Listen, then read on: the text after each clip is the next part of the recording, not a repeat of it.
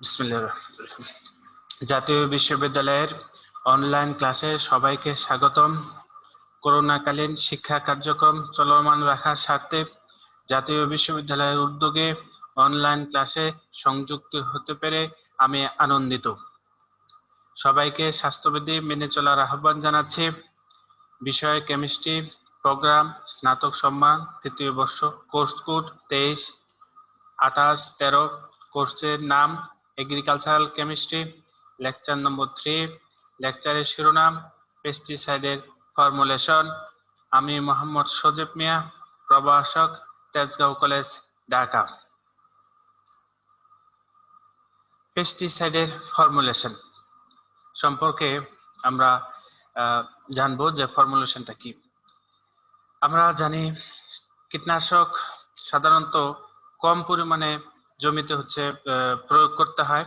এই কারণে কীটনাশককে সক্রিয় উপাদানকে একটি বড় এলাকায় সমভাবে ছড়িয়ে দেওয়ার জন্য একটি সুবিধাজনক উপায়ে ফর্মুলেশন করা প্রয়োজন হয়, তৈরি করা প্রয়োজন হয়।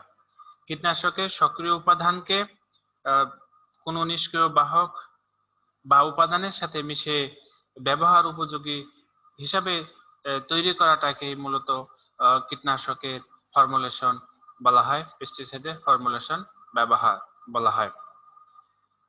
তাহলে আমরা যদি ফর্মুলেশন কাকে বলে, যে ফর্মুলেশন হচ্ছে কোনো কীটনাশক তৈরির সেই পদ্ধতি যাতে সেই কীটনাশক সক্রিয় ও নিষ্ক্রিয় উপাদানের অনুপাত, আকার, আয়তন ও ঘনত্ব, এদের ভৌত অবস্থা ইত্যাদি কোন পরিমাণ এবং কোন অবস্থায় থাকবে তা নির্ধারিত থাকে এবং সেই অনুসারে কীটনাশককে বাজারজাত করা হয়। কীটনাশকের সেই বাজারজাতকরণের ফর্মুলাকে ফর্মুলেশন বলা হয়। আমরা জানি ফর্মুলেশন বিভিন্ন ধরনের হয়, লিকুইডস, পাউডার, আর বিভিন্ন দানাদার, বিভিন্ন প্রকারের আমরা পেস্টিসাইড গুলো পাওয়া যায়, আমরা দেখব। তো একটা ফর্মুলেশনের যে উপাদান থাকে, একটা হলো active ingredient, solvent, career, surface active agent, special additive, এইগুলোর সমন্বয়ে ফর্মুলেশনটা করা হয়। ফর্মুলেশনের শর্তসমূহ: প্রত্যেকটা পেস্টিসাইডের দুটি উপাদান যেমন সক্রিয় ও নিষ্ক্রিয় উপাদান থাকে, এই সকল উপাদানের অনুপাত, আকার, আকৃতি, ঘনত্ব, ভৌত অবস্থার উপর এর বিষক্রিয়া পুরোপুরি নির্ভরশীল। কাজেই ফর্মুলেশনের ক্ষেত্রে এসব উপাদান অবশ্যই সঠিক রাখতে হবে। যে শর্তসমূহ ফর্মুলেশনের, 1 নাম্বার হচ্ছে যে আমরা যদি দেখি কীটনাশকের প্রকৃতি, কীটনাশকের ক্রিয়ার ধরন, কীটনাশকের বিষক্রিয়া বা বিষক্রিয়া, যে পোকা দমন করা হবে তার পরিবেশ, যে দেশে ব্যবহার করা হবে সেই দেশের জলবায়ুর অবস্থা এবং ওই দেশে যে প্রচলিত দমন পদ্ধতি আছে সেই উপরেও, সেই ব্যবস্থার উপরেও পেস্টিসাইডের ফর্মুলেশনের কন্ডিশন বা ডিপেন্ড করে। পেস্টিসাইডের ফর্মুলেশনের সাধারণ প্রয়োগ ও বৈশিষ্ট্য। প্রিয় শিক্ষার্থীবৃন্দ, আমরা পেস্টিসাইডের ফর্মুলেশনের প্রয়োগ এবং বৈশিষ্ট্য সম্পর্কে আলোচনা করছি। পেস্টিসাইড ফর্মুলেশনের সাহায্যে পেস্টিসাইডের সক্রিয় উপাদানকে অন্য কোনো নিষ্ক্রিয় উপাদান বা বাহকের সাথে মিশে ব্যবহার উপযোগী করা হয়। কোনো পেস্টিসাইডের ফর্মুলেশন ঠিক থাকলে তার গুণগত মান অক্ষুণ্ণ থাকে, ফলে বেশি কার্যকরী ভূমিকা পালন করে এবং পরিবেশ বান্ধব হয়। অর্ধতরল, তরল, কঠিন, দানাদার, পাউডার জাতীয়, গ্যাসীয়, এরোসল, ইমালশন যোগ্য মিশ্রণ প্রভৃতি ভৌত অবস্থায় পেস্টিসাইড সফলভাবে প্রয়োগের সুবিধার্থে পেস্টিসাইডের ফর্মুলেশন করা হয়। পেস্টিসাইডের ফর্মুলেশনের উপর এদের গুণাগুণ ও কার্যকারিতা নির্ভর করে। ফর্মুলেশনের শ্রেণীবিভাগ, আমরা যদি ফর্মুলেশন কত প্রকার, কি কি প্রকারের হতে পারে এগুলো যদি আমরা খেয়াল করি, ফর্মুলেশনের শ্রেণীবিভাগ আমাদেরকে আলোচনা করতে হবে। তাহলে ফর্মুলেশনটাকে প্রথমেই আমরা 3টা ভাগে ভাগ করে নিতে পারি: solid foam, liquid form, gases form. আমরা সলিড ফর্মকে আবার যেগুলো কঠিন আকারে পেস্টিসাইড সমূহ থাকে, কীটনাশক সমূহ কঠিন থাকে, তাদেরকে আমরা যে ফর্মগুলোতে পেতে পারি, এক নাম্বার হচ্ছে পাউডার বা ডাস্ট, গুঁড়া আকারে পেতে পারি, গ্র্যানুলার বা পিলেট মানে দানাদার আকারে আমরা পেতে পারি, তারপর হচ্ছে ওয়েটেবল পাউডার মানে আর্দ্রক্ষম পাউডার হিসেবে আমরা পেতে পারি, এবং আদার্স অন্যান্য ফর্মে আমরা পেতে পারি। যদি লিকুইড ফর্মে কীটনাশকগুলো থাকে তাহলে লিকুইডকে আমরা যে ফর্মে ফর্মুলেশন করতে পারি, একটা হচ্ছে emulsion concentration, oil concentration, water soluble concentration এবং আদার্স অন্যান্য ফর্মে। আর গ্যাসেসটা শুধু গ্যাসেস ফর্মে থাকে। প্রিয় শিক্ষার্থীবৃন্দ, আমরা এখন প্রত্যেকটি ফর্মুলেশনের ক্লাসিফিকেশন গুলো আমরা এখন ডিটেইল পড়ার চেষ্টা করব। প্রত্যেকটা ফর্মুলেশনের ক্লাসিফিকেশনটা আমাদের জন্য খুবই গুরুত্বপূর্ণ, আমরা এটা ডিটেইল আলোচনা করব ইনশাআল্লাহ। প্রথমেই আসে হচ্ছে পাউডার বা ডাস্ট, গুঁড়া ফর্মুলেশন।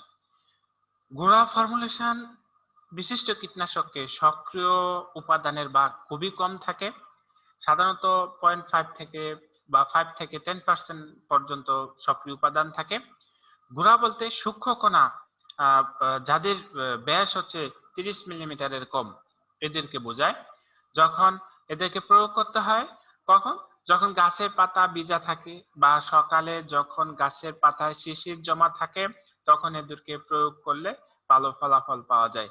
এবং এই ডাস্ট বা গুঁড়া ফর্মুলেশন আমরা কীটনাশকগুলোকে প্রয়োগ করার সময় আমাদের বাতাসের গতিবেগ তখন ঘন্টায় 4 কিলোমিটারের কম থাকা আমাদের জন্য সুবিধাজনক।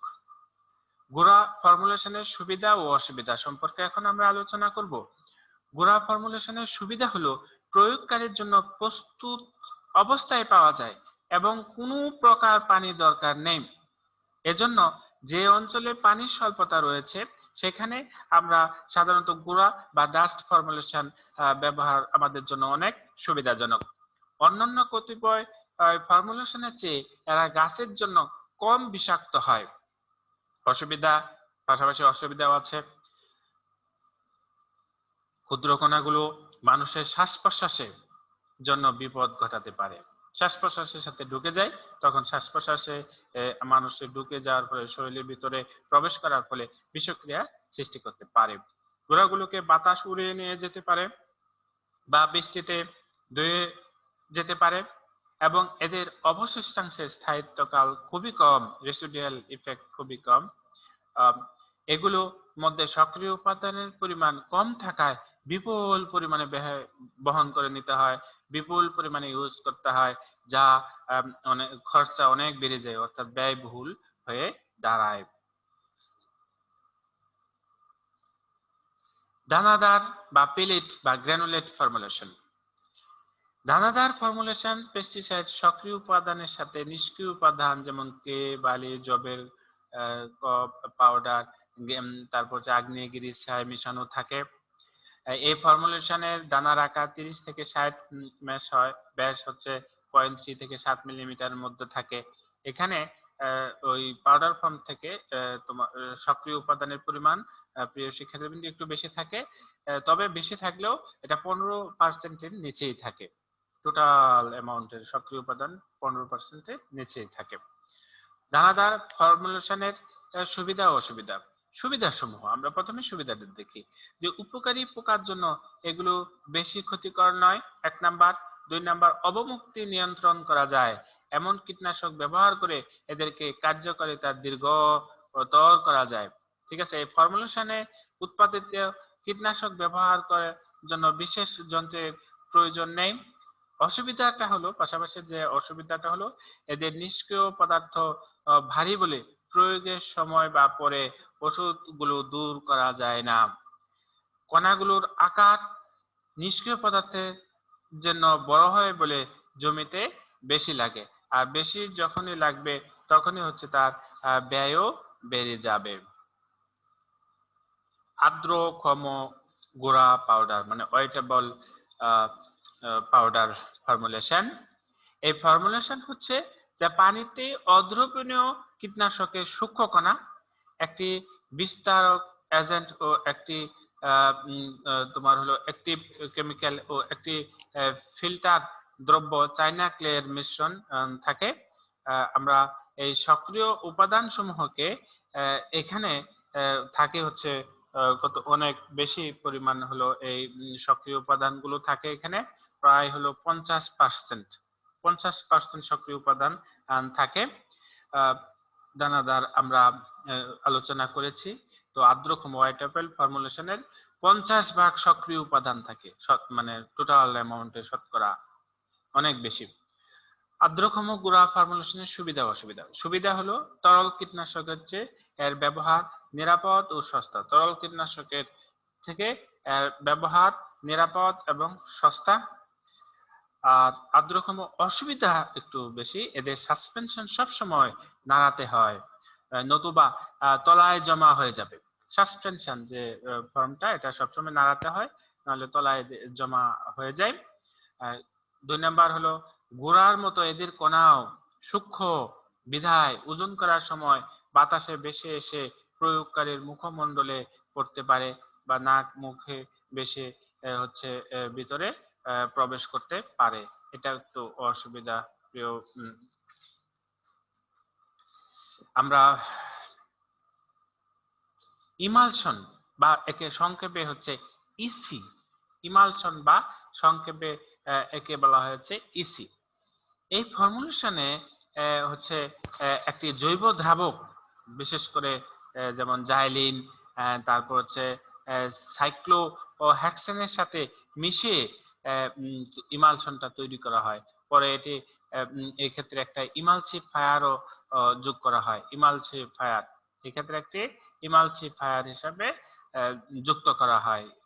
এই অ্যাক্টিভ এজেন্টের সাথে দ্রাবক দিব হচ্ছে জাইলিন জৈব দ্রাবক বা সাইক্লোহেক্সেন, তার সাথে আরেকটি ইমালসিফায়ার হচ্ছে আমাদের হচ্ছে যোগ করতে হয়। প্রিয় শিক্ষার্থীবৃন্দ, এই ইসি ইমালশন বা ইসি ফর্মুলেশনটা একটি এখানে সক্রিয় উপাদান হচ্ছে তরল লিকুইড ফর্মে থাকে, যা আংশিক জলাকর্ষী অর্থাৎ পানিতে দ্রবণীয়, আংশিক স্নেহকার্ষী অর্থাৎ হাইড্রোফিলিক লাইপোফিলিক। ঠিক আছে, এখানে দুটা অবস্থায় সে কাজ করে আর কি।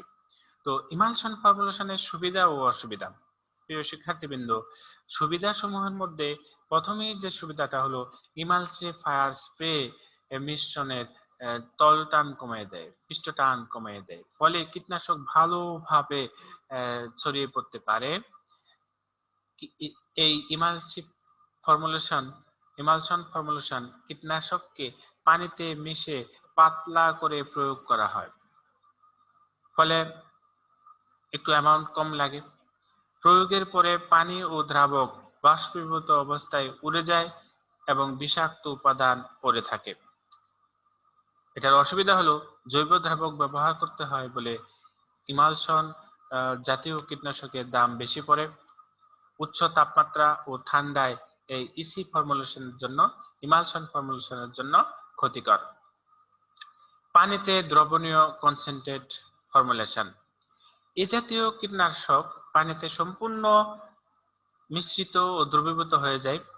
দ্রাবক হিসেবে আমরা হচ্ছে অ্যালকোহলও ব্যবহার করতে পারি, পানিও ব্যবহার করতে পারি, জৈব দ্রাবক যেগুলো পোলার দ্রাবক এগুলো আমরা ব্যবহার করতে পারি। আমরা কতিপয় গুরুত্বপূর্ণ পেস্টিসাইডের ফর্মুলেশন নিয়ে আলোচনা করব। যেরকম আমরা ডিডিটি পেস্টিসাইডটা খুবই, এটা যখন হচ্ছে আমরা গুঁড়া ফর্মুলেশনে থাকি তখন 2 থেকে 10% ডিডিটি অ্যাক্টিভ ইনগ্রেডিয়েন্ট হিসেবে ব্যবহার করা হয়। 5 থেকে 10% হচ্ছে তরল, 5 থেকে 10% হচ্ছে তরল ফর্মে থাকে। আর 1 থেকে 5% ইমালশন, 50% ওয়েটেবল পাউডার হিসেবে আর্দ্রক্ষম পাউডার হিসেবে বাজারে পাওয়া যায়। মিথক্সিক্লোর, এটা একটা হচ্ছে জৈব ক্লোরো অর্গানোক্লোরোন পেস্টিসাইডস। এটা ইসি ফর্ম মানে ইমালশন ফর্ম, ডাব্লিউপি মানে ওয়েটেবল পাউডার ফর্ম ও ডাস্ট রূপে মানে গুঁড়া রূপে কীটনাশক আকারে বাজারে পাওয়া যায়। এলরিন 25% ইমালশন কনসেন্ট্রেট হিসেবে পাওয়া যায়, 25% আবার ওয়েটেবল পাউডার হিসেবে পাওয়া যায় এবং 55% গুঁড়া হিসেবে পাওয়া যায়, 5% দানা বিভিন্ন আকারে বাজারে পাওয়া যায়। আমরা হেপ্টাক্লোর ইমালসিভ কনসেন্ট্রেশন হিসেবে পাওয়া যায়, ওয়েটেবল পাউডার হিসেবে পাওয়া যায়, মানে আর্দ্রক্ষম পাউডার হিসেবে ফর্মুলেশনে পাওয়া যায়, গুঁড়া ফর্মুলেশন, দানা ফর্মুলেশন হিসেবে বাজারে পাওয়া যায়। তারপর হচ্ছে NOGS, এটি একটি তরল ও অ্যারোসল হিসেবে বাজারে পাওয়া যায়, ব্যাপনা হিসেবেও পাওয়া যায়। ট্যাপ, এই কীটনাশক তরল আকারে, স্প্রে রূপে বা গুঁড়া আকারেও পাওয়া যায়। কার্বোফিউরাল, বাজারে ফুরাডন 5G, সানফুরান 5G, রাসফুরান 5G নামে পাওয়া যায়। বেগনকে 20% ইসি মানে ইমালশন কনসেন্ট্রেট হিসেবে পাওয়া যায়।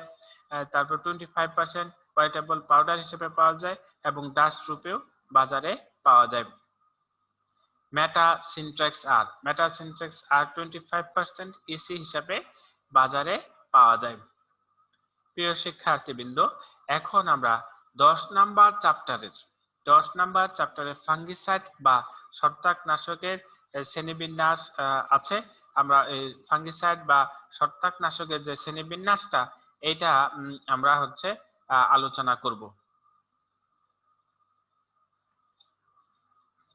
যেসব পেস্টিসাইড ছত্রাক দ্বারা সৃষ্ট রোগ দমন করতে ব্যবহার করা হয় বা গাছের ফসলের ক্ষতিকর ছত্রাককে নাশ করার কাজে, ধ্বংস করার কাজে ব্যবহার করা হয়, তাদেরকে ছত্রাকনাশক বলা হয়। যেরকম জিরাম, থিরাম, রোডক্স, মেসন ইত্যাদি, এগুলো হচ্ছে ছত্রাকনাশক হিসেবে উল্লেখযোগ্য। আমরা যদি ছত্রাকনাশকের শ্রেণীবিন্যাস যদি দেখি, আমরা প্রথমেই খেয়াল করব যে সালফার ছত্রাকনাশক আছে, কপার ছত্রাকনাশক আছে, মার্কারি ছত্রাকনাশক আছে, অন্যান্য ছত্রাকনাশক আছে। তো আমরা সালফার ছত্রাকনাশকটা এটা অজৈব যৌগ হতে পারে, আবার জৈব যৌগ হতে পারে, দুই ভাগে ভাগ করা হয়। মার্কারি ছত্রাকনাশককেও আবার হচ্ছে দুই ভাগে ভাগ করা হয়, জৈব ছত্রাকনাশক এবং অজৈব ছত্রাকনাশক হিসেবে। অন্যান্য ছত্রাকনাশক হিসেবে আমরা কুইনোন, তারপরে হেটারোসাইক্লিক নাইট্রোজেন যৌগ, অ্যানথ্রাসিনস এবং বেনজিমিডাজোল, এই হিসাবেও আমরা হচ্ছে ছত্রাকনাশকগুলো পাই। অজৈব ছত্রাকনাশক ও জৈব ছত্রাকনাশকের সংজ্ঞা বা এটা আমরা একটু বিস্তারিত দেখি। অজৈব ছত্রাকনাশক কাকে বলে? যে সব অজৈব রাসায়নিক যৌগ বা তাদের মিশ্রণ ছত্রাক দ্বারা সৃষ্ট রোগ দমনে ব্যবহৃত হয় বা গাছে ও ফসলের ক্ষতিকর ছত্রাককে নাশ করে, ধ্বংস করে, তাদেরকে প্রতিহত করে, দমন করে, তাদের অজৈব ছত্রাকনাশক বলে। যেমন বোর্ডো মিক্সচার, বার্গান্তি মিক্সচার ইত্যাদি। জৈব সালফার ছত্রাকনাশক, জৈব সালফার ছত্রাকনাশকের মধ্যে থায়োকার্বামেট জাতীয় ছত্রাকনাশক উল্লেখযোগ্য। থায়োকার্বামিক অ্যাসিডের দুইটি অক্সিজেন পরমাণু সালফার পরমাণু দ্বারা প্রতিষ্ঠিত হলে ডাইথায়োকার্বামিক অ্যাসিড উৎপন্ন হয়। এই অ্যাসিড থেকে উৎপন্ন ছত্রাকনাশক যেমন জিরাম, থিরাম ইত্যাদি। আমরা এখন হার্বিসাইড নিয়ে আলোচনা করব। হার্বিসাইড সম্পর্কে আমরা আগে একটু ধারণা লাভ করেছিলাম। হার্বিসাইড মানে হলো আগাছানাশক, এর সংজ্ঞা আমরা আগে পড়েছি। তারপরে এখানে দেওয়া হচ্ছে যে অবাঞ্ছিত ও ক্ষতিকর উদ্ভিদ সমূহকে ধ্বংস বা বিনাশ করতে যে সকল রাসায়নিক পদার্থ ব্যবহার করা হয় তাদেরকে হচ্ছে হার্বিসাইড বা আগাছানাশক বলা হয়। যেরকম sodium arsenide, sodium chloride, copper sulphate, এগুলো হচ্ছে উল্লেখযোগ্য আগাছানাশক বা হার্বিসাইড। আমরা যদি আগাছানাশকের শ্রেণীবিন্যাস আলোচনা করি, তাহলে এটা কয়েকটা বৈশিষ্ট্যের উপর অনুসারে এর ক্লাসিফিকেশন বা শ্রেণীবিন্যাস হয়। একটা হলো ক্রিয়ার ধরন অনুসারে হার্বিসাইড, ব্যবহার অনুসারে হার্বিসাইড, রাসায়নিক গঠন অনুসারে হার্বিসাইড, আমরা ক্রিয়ার ধরন অনুসারে হার্বিসাইড। এখন আমরা আগেই পড়েছি যে যে কন্টাক্ট পয়জনিং আছে, সিস্টেমেটিক পয়জনিং আছে, ঠিক আছে। তো হার্বিসাইড এর ক্রিয়ার ধরন অনুসারে দুই প্রকার, একটা হলো সংস্পর্শ মানে কন্টাক্ট হার্বিসাইড, আর একটা হলো সিস্টেমেটিক হার্বিসাইড। কন্টাক্ট মানে হচ্ছে এটা কোনোভাবে সংস্পর্শে আসছে তাহলে ওই উদ্ভিদের টিস্যু গুলোকে ধ্বংস করে ফেলে। আর সিস্টেমেটিক হলো যেটা প্রয়োগ করার ফলে শিকড়ের সাহায্যে গাছে আসবে, গাছটা টোটালটা টক্সিক হয়ে যাবে এবং গাছটা টোটালটাই ধ্বংস হয়ে যাবে। এটা সিস্টেমেটিক। আমরা যদি ব্যবহার অনুসারে যদি ক্লাসিফিকেশন করি, ব্যবহার অনুসারে হার্বিসাইড গুলোকে দুই প্রকারে ভাগ করা হয়। একটা নির্বাচিত মানে সিলেক্টিভ হার্বিসাইড, আর একটা হচ্ছে অনির্বাচিত হার্বিসাইড। আমরা দেখব নির্বাচিত মানে নির্দিষ্ট স্পেসিফিক কিছু গাছ যেদেরকে নির্বাচন করা হয় এদেরকে ধ্বংস করার জন্য। অনির্বাচিত হার্বিসাইড অ্যাকচুয়ালি মূলত হচ্ছে সকল গাছ এর জন্যই ধ্বংসকর, সকলগুলোকে মেরে ফেলে ক্ষতি। ঠিক আছে, তো আমরা নির্বাচিত হার্বিসাইডকে আবার দুই ভাগে ভাগ করা হয়। একটা হচ্ছে অঙ্কুরোদ্গম পূর্ববর্তী হার্বিসাইড, অর্থাৎ এখনো আগাছাগুলো অঙ্কুরোদ্গম হয়নি, তার আগেই হচ্ছে যদি আমরা হার্বিসাইড প্রয়োগ করি তাহলে ওই ধরনের হার্বিসাইডকে অঙ্কুরোদ্গম পূর্ববর্তী হার্বিসাইড বলা হয়।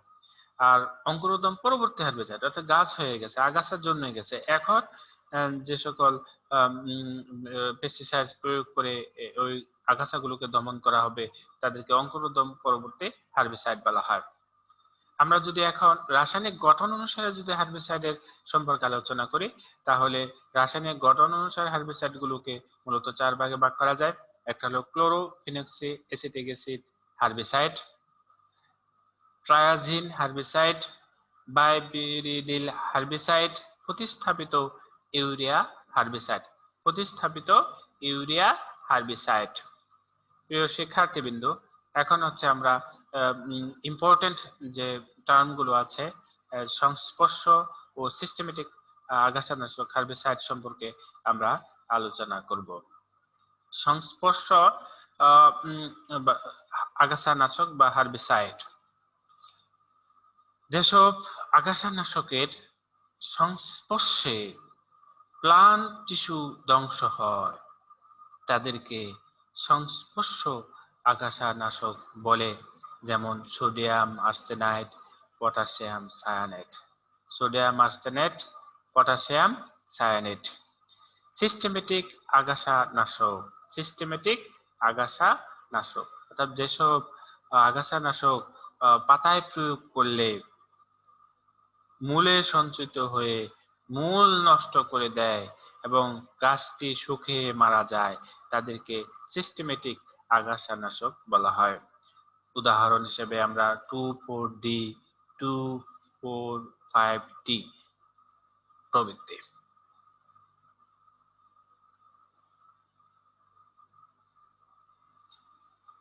আমরা এখন চলে আসলাম রোডেন্টিসাইড।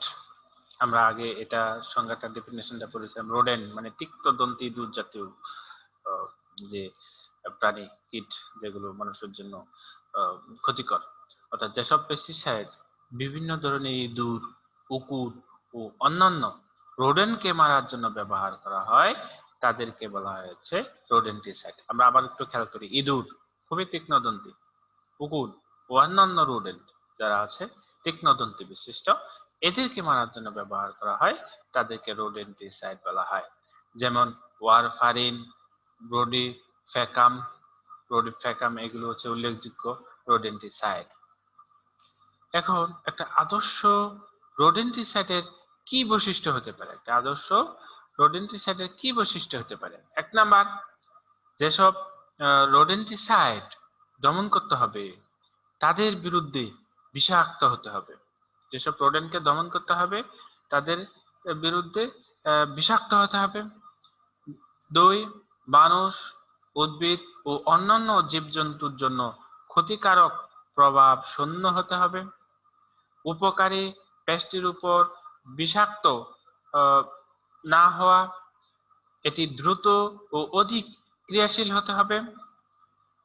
এটি সঠিক ফর্মুলেশনের পর যেন দামে কম পাওয়া যায় সেদিকে আমাদের খেয়াল রাখতে হবে। প্রিয় শিক্ষার্থীবৃন্দ, আমরা আদর্শ রোডেন্টিসাইডের বৈশিষ্ট্য পড়লাম।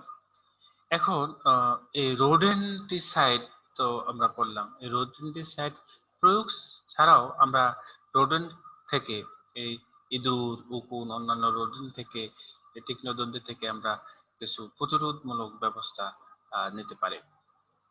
আপনারা খেয়াল করবেন, প্রতিরোধমূলক প্রিভেন্টিভ ব্যবস্থা যদি নেই, তাহলে ফসল এবং আক্রমণ না করেও ইঁদুর যাতে আক্রমণ না করে সেদিকে আমরা খেয়াল করতে পারি, তার ব্যবস্থা করতে পারি।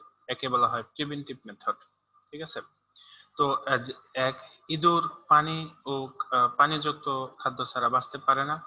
তাই আমরা যদি খাদ্যশস্য গুদামজাত করার পূর্বে ভালোভাবে শুকিয়ে নিতে হবে। ভালোভাবে আমরা যদি শুকিয়ে নেই এবং গুদাম ঘরের আশেপাশে ঢাকনাযুক্ত পাত্রে পানি রাখতে হবে।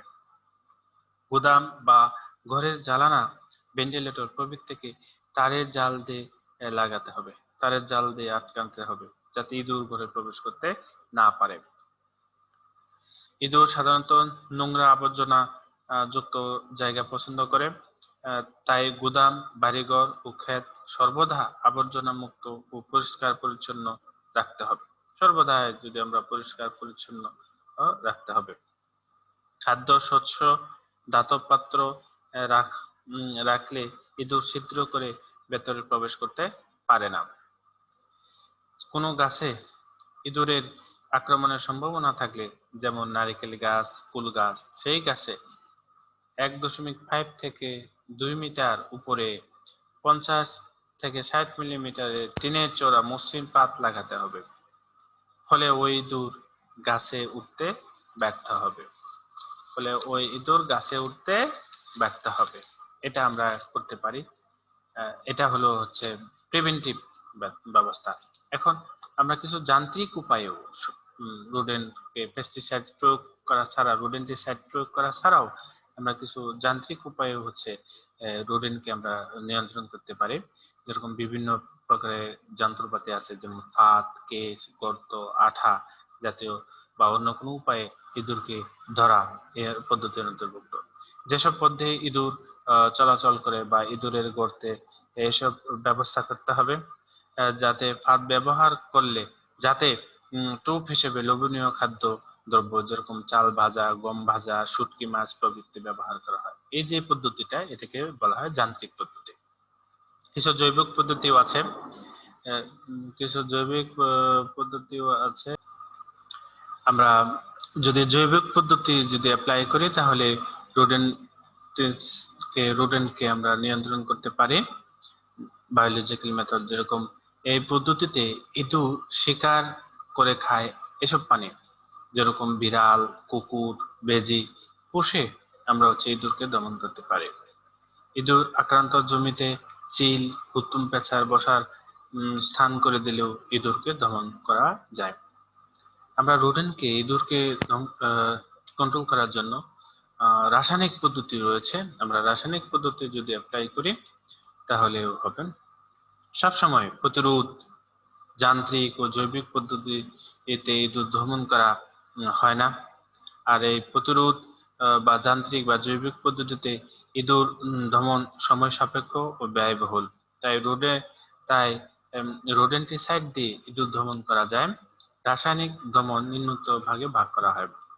আমরা তীব্র বা তাৎক্ষণিক বিষ মানে একুইট পয়জন ব্যবহার করতে পারি। দীর্ঘস্থায়ী বিষ, ক্রনিক পয়জন ব্যবহার করতে পারি। চলার পথে ট্রাকিং পাউডার চলার পথে বিষ ব্যবহার করতে পারি। তরল বিষ ব্যবহার করতে পারি। ধূমায়িত বিষ আমরা ব্যবহার করতে পারি। আমরা তীব্র বিষ যদি ব্যবহার করি, তীব্র বিষ জাতীয় উপাদান হলো যে বিষ খাওয়ার সাথে সাথে ইঁদুর মারা যায় এবং বিষ টিউবের আশেপাশে ইঁদুর মরে পড়ে থাকতে দেখা যায়, তাদেরকে তীব্র বিষ বলা হয়, যেরকম জিঙ্ক ফসফাইড, বেরিয়াম কার্বনেট। দীর্ঘস্থায়ী বিষ একমাত্র এবং মাত্রায় এবং বহু মাত্রায় ব্যবহৃত হয়। যে বিষ একবার খেলে 5 থেকে 7 দিনের মধ্যে ইঁদুরকে মৃত অবস্থায় পাওয়া যায়, তাদেরকে একমাত্রা বিষ বলা হয়, যেমন ক্লেরেট। যে বিষ একাধিকবার খেলে তারপর ইঁদুরটা মারা যায়, তাদেরকে বহুমাত্রার বিষ বলা হয়, যেরকম লেনিরেট। আমরা চলার পথে বিষ ছিটানো, এই পদ্ধতিতে ইঁদুর চলার পথে বা ইঁদুরের গর্তের নিকটে পাউডার জাতীয় যদি আমরা ইঁদুর নাশক ছিটিয়ে রাখি, ইঁদুর যখন হলো এই পথ দিয়ে যাবে তখন তার গায়ে পশমে ইঁদুর নাশক লেগে যায়। ইঁদুরের বড় স্বভাব হলো পরিষ্কার করা, তার দেহকে পরিষ্কার করা। তাই যখন ইঁদুর তার দেহ পরিষ্কার করে তখন পায়ের নখ বা এক পর্যায়ে মুখে মাধ্যমে দেহে প্রবেশ করে। তখন যখন বোঝা যায় ইঁদুর নির্মূল হয়ে গেছে তখন এই পাউডার সরায় ফেলতে হবে। এই পদ্ধতিতে যখন ইঁদুর বিষটুক খায় না তখন প্রয়োগ করা হয়। ন্যাংটি ইঁদুর জন্য এই বিশেষ পদ্ধতি কার্যকর। আমরা আরেকটা পদ্ধতি আছে তরল বিষটুক। এই ইঁদুর জীবন ধারণের জন্য পানি অত্যাবশ্যকীয়। ইঁদুর যেখানে বসবাস করে সেখানে পানি খোঁজ করে, তাই পানিতে বিষ মিশিয়ে রাখতে হবে। এবং ইঁদুরকে আকর্ষণ করার জন্য পানিতে 10% চিনি মিশিয়ে রাখতে হবে। ওই পানি ইঁদুর খাবে এবং মারা যাবে। ডমরু বিষ। এই পদ্ধতিতে ইঁদুরের গর্তের মুখে 1 গ্রাম ওজনের ক্যালসিয়াম সায়ানাইড বা অ্যামোনিয়াম সায়ানাইড ট্যাবলেট প্রবেশ করে গর্তের সকল মুখ ভালোভাবে বন্ধ করে দিতে হবে। গর্তের বাতাসের সাথে এই ট্যাবলেট মিশে ফসফাইন নামক এক বিষাক্ত গ্যাস সৃষ্টি করে, যা ইঁদুর যার ফলে ইঁদুর মারা যায়। পদ্ধতিতে শতকরা 84% বাঘ ইঁদুর দমন করা সম্ভব। প্রিয় শিক্ষার্থীবৃন্দ, এখন আমরা যে বিষয়টা নিয়ে আলোচনা করব এটি হলো রোডেন্টিসাইডের শ্রেণী বিভাগ। আমরা দেখলাম এই যদি স্লাইডের দিকে খেয়াল করি যে রোডেন্টিসাইড কে আমরা 3 ভাগে ভাগ করতে পারি। একটি হলো উদ্ভিদ জাত রোডেন্টিসাইড, উদাহরণ হিসেবে সেলুলোসাইড, রোসাইড। তারপর অজৈব রোডেন্টিসাইড যেমন জিঙ্ক ফসফাইড, অ্যালুমিনিয়াম ফসফাইড ইত্যাদি। আরেকটি হলো সংশ্লেষিক জৈব রোডেন্টিসাইড যেমন জৈব ক্লোরিন রোডেন্টিসাইড। আমরা এখন যদি এই 3টা ক্লাসিফিকেশনের যদি বিস্তারিত আলোচনা করি। উদ্ভিদ জাত রোডেন্টিসাইড, বোটানিক্যাল রোডেন্টিসাইড। আচ্ছা, উদ্ভিদ উৎস থেকে প্রাপ্ত রোডেন্টিসাইডকে উদ্ভিদ জাত রোডেন্টিসাইড বলা হয়। সহজ কথা, উদ্ভিদ থেকে যে রোডেন্টিসাইড গুলো পাওয়া যায় তাদেরকে উদ্ভিদ জাত রোডেন্টিসাইড বলা হয়। যেরকম সেলেরোসাইড, এটা হলো উদাহরণ। অজৈব রোডেন্টিসাইড, এগুলো হলো বিভিন্ন রকমের অজৈব যৌগ। এদের মধ্যে গুরুত্বপূর্ণ হলো জিঙ্ক ফসফেট। জিঙ্ক ফসফেট হলো ZnCpO2। আর অ্যালুমিনিয়াম ফসফেট, অ্যালুমিনিয়াম ফসফেটের সংকেত হচ্ছে AlP। কারণ AlP কেন হলো প্রিয় শিক্ষার্থীবৃন্দরা, এখানে অ্যালুমিনিয়ামের যোজনীয় 3, ফসফেটের যোজনীয় 3, সো AlP, এটা হলো aluminium phosphate. Barium carbonate, calcium, barium কার্বনেটের সংকেত কি? BaCO3। Calcium cyanate, CaCN2, calcium cyanate. এখানে ক্যালসিয়ামের যোজনী 2, সায়ানেটের যোজনী 1, সো এখানে 2 হবে। আশা করি আপনারা এটা বুঝতে পেরেছেন। সংশ্লেষিক জৈব রোডেন্টিসাইড, সহজেই বোঝা যাচ্ছে যে সকল রোডেন্টিসাইডকে আমরা সিনথেসিস করি, ল্যাবরেটরিতে তৈরি করি জৈব রোডেন্টিসাইড, তাদেরকে সংশ্লেষিক বলা হয়। অর্থাৎ যেসব রোডেন্টিসাইড কৃত্রিম উৎস থেকে সংশ্লেষণ করা হয় তাদেরকে সংশ্লেষিক জৈব রোডেন্টিসাইড বলা হয়। সংশ্লেষিক জৈব রোডেন্টিসাইডকে বিভিন্ন শ্রেণীতে বিভক্ত করা যায়। তার মধ্যে উল্লেখযোগ্য হলো জৈব ক্লোরিন রোডেন্টিসাইড। অর্থাৎ আমরা যে সকল জৈব রোডেন্টিসাইডের মধ্যে ক্লোরিন যুক্ত থাকবে, ক্লোরিন হলো একটি উপাদান হিসেবে থাকবে, তাদেরকে জৈব ক্লোরিন রোডেন্টিসাইড বলা হয়। যেরকম লিনডেন, ঠিক আছে, লিনডেনের আরেকটা নাম কি? হেক্সাক্লোরোবেনজিন। অর্থাৎ লিনডেনের 6টা ক্লোরিন থাকে, 6টা হলো ক্লোরিন থাকে আমরা জানি, ঠিক আছে। তারপর জৈব ফ্লোরিন রোডেন্টিসাইড, জৈব ফ্লোরিন রোডেন্টিসাইড অর্থাৎ যেসব যেরকম ফ্লোরোএসিটামাইড, ফ্লোরোএসিটামাইড, ঠিক আছে। ফ্লোরোএসিটামাইড যেরকম 2-ফ্লোরোএসিটামাইড, অ্যাকচুয়ালি নাম হচ্ছে 2-ফ্লোরোএসিটামাইড। আমরা যদি খেয়াল করি জৈব ফসফরাস রোডেন্টিসাইড, জৈব ফসফরাস রোডেন্টিসাইড অর্থাৎ এখানে অ্যাক্টিভ উপাদান হিসেবে ফসফরাস থাকবে, যেরকম ফোসাসেটিম, ফোসাসেটিম এটা হলো, ফোসাসেটিম হলো জৈব ফসফরাস রোডেন্টিসাইড, একটা বিখ্যাত রোডেন্টিসাইড, ঠিক আছে। আমরা প্রায় শেষের দিকে চলে আসছি। প্রিয় শিক্ষার্থীবৃন্দ, আপনারা সচেতন থাকবেন, স্বাস্থ্যবিধি মেনে বাসায় বসে জাতীয় বিশ্ববিদ্যালয়ে যে অবারিত সুযোগ করে দিয়েছে অনলাইন ক্লাস করার, আপনারা বাসায় বসে সেই অনলাইন ক্লাস করবেন। এটা আপনাদের কাছে আমরা উদাত্ত আহ্বান জানাচ্ছি। নিজেরা নিরাপদ থাকেন, স্বাস্থ্যবিধি মেনে চলবেন। তো আমরা কতিপয় গুরুত্ব রোডেন্টিসাইড সম্পর্কে একটু জানার চেষ্টা করি। যেরকম জিঙ্ক ফসফাইড, ঠিক আছে, এটা একটা অজৈব রাসায়নিক যৌগ। একটা নিউজিল্যান্ডে এটি একদা নিউজিল্যান্ডে ইঁদুর নাশক হিসেবে ব্যবহৃত হতো। এর রাসায়নিক সংকেত হলো ZN3P2, ZN3P2। জিঙ্ক ফসফেটকে আসলে জিঙ্ক এবং ফসফরাস যদি বিক্রিয়া করা হয় তাহলে জিঙ্ক ফসফেট তৈরি হয়। জিঙ্ক ফসফাইড হলো কিভাবে কাজ করে, এটা জিঙ্ক ফসফেট পানির সাথে বিক্রিয়া করে ফসফিন গ্যাস তৈরি করে, PH3 ফসফিন গ্যাস তৈরি করে। এই ফসফিন গ্যাসটা অত্যন্ত বিষাক্ত, ঠিক আছে, এই অত্যন্ত বিষাক্ত এই ফসফিন গ্যাসটা। সো ইঁদুর ওই ফসফিন গ্যাসে এর সাহায্যে মারা যায়। তাহলে মোড অফ অ্যাকশন এটা কিভাবে কাজ করে, আমরা খাবার সাথে জিঙ্ক ফসফাইড যদি মিশিয়ে দেই, মিশ্রণ করে যে এমন জায়গায় রাখে যেখান থেকে ইঁদুর এসে খেতে পারে, ফলে হজমের জন্য পাকিস্তানি যে অ্যাসিড আছে তার সাথে জিঙ্ক ফসফাইড হচ্ছে বিক্রিয়া করে বিষাক্ত ফসফিন গ্যাস উৎপন্ন করে এবং ইঁদুর মারা যায়, ঠিক আছে। আমরা এই একই ফর্মুলায় অ্যালুমিনিয়াম ফসফাইড এবং ক্যালসিয়াম ফসফাইডও ইঁদুর নাশক হিসেবে ব্যবহৃত হয়। তাদের মোড অফ অ্যাকশন একই, অর্থাৎ তাদেরকে সকলকেই ওই খাবারের সাথে হচ্ছে মিশ্রিত করে দেওয়া হয়, তখন তারা পাকস্থলী যে অ্যাসিড আছে ওই অ্যাসিডের সাথে মিলে বিক্রিয়া করে, ঠিক আছে।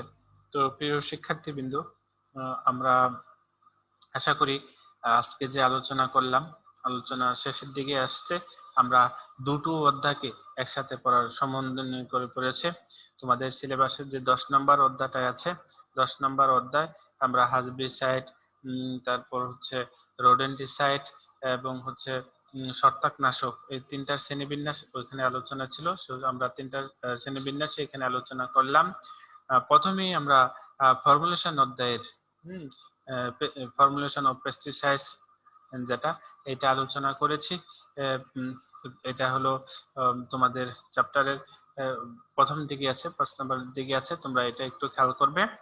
আর বাসায় থাকবে, স্বাস্থ্যবিধি মেনে চলবে, নেক্সট ক্লাসগুলো করবে ইনশাআল্লাহ। তোমরা সুস্থ থাকো, ভালো থাকো, এই প্রত্যাশা করে আজকে ক্লাস এখানে শেষ করছি। আসসালামু আলাইকুম।